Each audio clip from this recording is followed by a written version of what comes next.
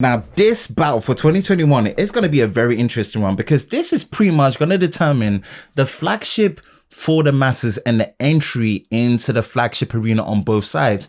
So which one is actually going to be the better value out of the two? The S21 versus the iPhone 12, the entry into flagship. Let's go. Hi, Ben from Lover of Tech. If you enjoy videos like this and you're new to the channel, make sure you hit that like button, subscribe, hit that notification bell so you're part of Team TLS, the Tech Lover Squad, so you don't miss any future videos on the channel. Now, as of this recording, the S21 has been announced and is on pre-order, but yet to be released to the public for proper hands-on. When it comes to the iPhone 12, it's been out since October 2020, and currently, I've only actually had full hands-on with what is the iPhone 12 mini, which is this one here.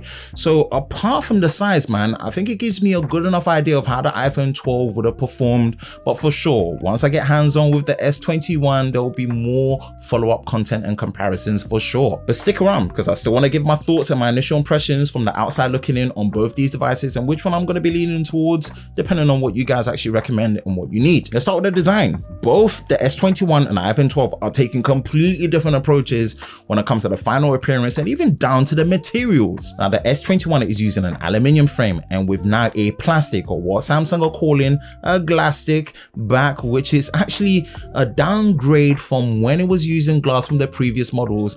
And by the looks of it, man, it's also still using the Corning Gorilla Glass Victus, the latest at the front. What I'm liking about the S21 is the amount of different colors that's been offered, and also that design style at the back with how distinctive the camera module is built into the frame at the back of the phone. In terms of colors, the S21 does come in Phantom Gray, Phantom White, Phantom Violet, as well as Phantom Pink.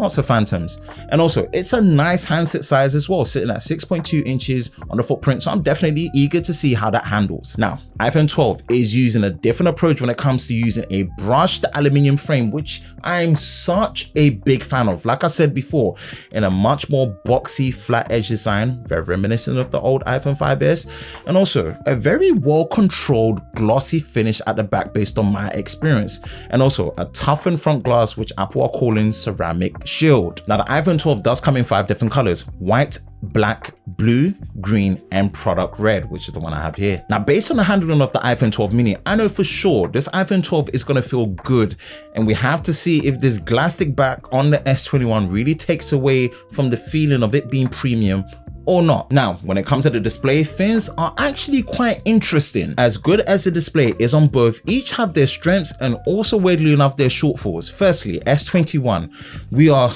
getting now a 6.2 inch full high definition 1080p 2400 by 1080p dynamic AMOLED resolution display on a 120 Hz refresh rate, as well as the first time since the Galaxy S5 where there is no quad high definition option, even at 60 Hz like what they were doing last year. On top of that, you get a max peak brightness of 1300 nits built into that Infinity O center top hole punch display design on the S21. And what's good is the refresh rate is also actually variable, 48 Hz, between 48 Hz and 120 Hz, which is going to make this an even more efficient panel on the S21. What you do also get in terms of the design is a fully flat display on the S21, which is definitely a positive. I know a lot of people are going to like that. It's going to make it even easier to put your screen protectors on there as well. And when it comes to the iPhone 12 display, as good as it is, I can't help but feel like next to the S21, in some ways, it's starting to look even more dated than it did before, with that functional but yet still space-taking notch design in a 6.1 inch screen, completely flat OLED display, which I have to say is a big positive for the iPhone 12. And also, it does actually win with a slightly higher screen resolution, with a weird one with a 2532 by 1170 screen resolution. Now, definitely, I have to say, I still lean towards the S21 for sure for me personally, but it still does low-key feel like a bummer that there is no quad high definition option at all, even at 60 Hz. Now, when it comes to the specs and performance, this part on paper especially looks strong for the S21, packing either the latest Snapdragon 888 or the Exynos 2100 built on that 5nm process with 5G, 8GB of RAM with no micro SD card support for the first time in a long while. The base storage is 128GB with a 256GB option of storage and a 4000 mAh battery that supports 25W wired charging, 15W wireless charging, as well as wireless power share as well. Now, let's compare that to the iPhone 12, which is using Apple's class-leading A14 Bionic chip built on that 5nm process with 5G, 4 GB of RAM though,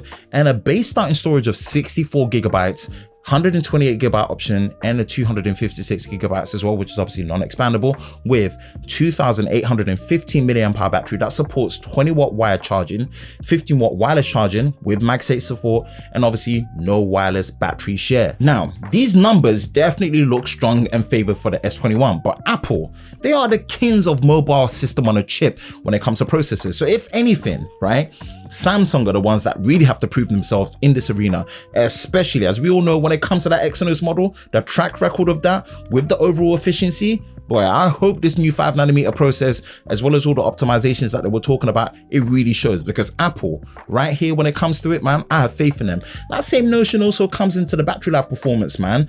Those older Exynos models really suffered. So I have to say, in this section, man, I've got more faith when it comes to Apple for sure. Just be aware, Apple led the way and now Samsung have copied, and both the S21 and the iPhone 12 do not come with any earphones, and especially no charging brick in the box. So either you're going to be using your older, slower chargers and cable, or be ready to spend extra on a charger to get the correct and the fastest speeds possible. No, camera. Man, this section when it comes to the camera, boy, I'm excited for. Both are packing some heat, with the S21 being ever so slightly newer on the hardware side and the numbers. But let's see if that means a better experience when I get the chance to test it, and you know I'm gonna do that. Overall though, the S21 hits well on the camera hardware side with a triple lens sensor combo. The S21 is working with a large 12 megapixel sensor with an f1.8 aperture, dual pixel autofocus with optical image stabilization OIS, a 12 megapixel ultra wide with an f2.2 aperture with 128 degree field of view, and a 64 megapixel sensor that's actually used for telezoom at f2.0. Now, when it comes to the selfie, you are looking at 10 megapixel shooter at f2.2. Now, with the iPhone 12, it is rocking a dual camera system with a 12 megapixel main sensor, f1.6 aperture, dual pixel autofocus with optical image stabilization OIS, and a 12 megapixel ultra wide at f2.4 aperture with 120 degree field of view.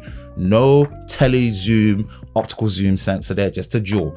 And if we move over to the selfie, it is a 12 megapixel shooter with an f2.2 aperture. Now, as we all know, Apple has been class leading when it comes to video on mobile, with the ability to shoot 10-bit video with Dolby Vision HDR, the ability to shoot 4K UHD 60 frames a second across all the sensors, which has been doing way before the competition only just finally caught up. So trust me, man, this ultimate camera comparison is going to be epic, and this is one I cannot wait to get down and get done. Let's have a quick look at the biometric unlock, and both are definitely still in a strange place to me. Now, I will say this, man, I do prefer an in-display front-facing fingerprint scanner any time of the day, but previously Samsung's implementation has definitely not been the greatest, not the fastest, and for sure it has not been the most confidence inspiring. But now, the fact that the sensor is now 77% bigger, let's hope that all those issues I stated, it's fixed and we don't get them anymore, and it's much more reliable.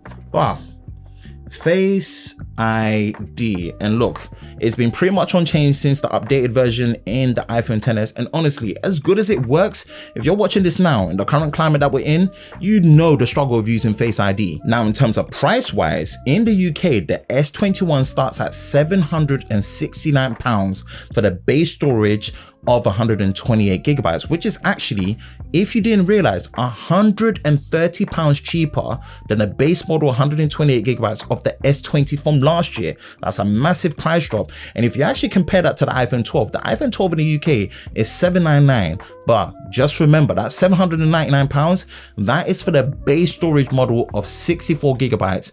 And if you want that 128 gigabytes, you have to spend £849 on the iPhone 12. That is it for me, Ben from Lover of Tech, man. Very interesting choices on the S21, and the entry into flagship is actually a lot tougher than expected before. Even with the price drops and the cutbacks, is it going to hamper the experience that much, man? We're going to have to test it to really see. That is it for me, Ben from Lover of Tech. If you enjoy videos like this, you know exactly what to do. Hit that like button, hit that subscribe button, hit that notification bell so you're part of Team TLS, the Tech Lover Squad, so you don't miss any future videos on the channel. I hope you're all safe during this time. I will catch you in the next one. Peace.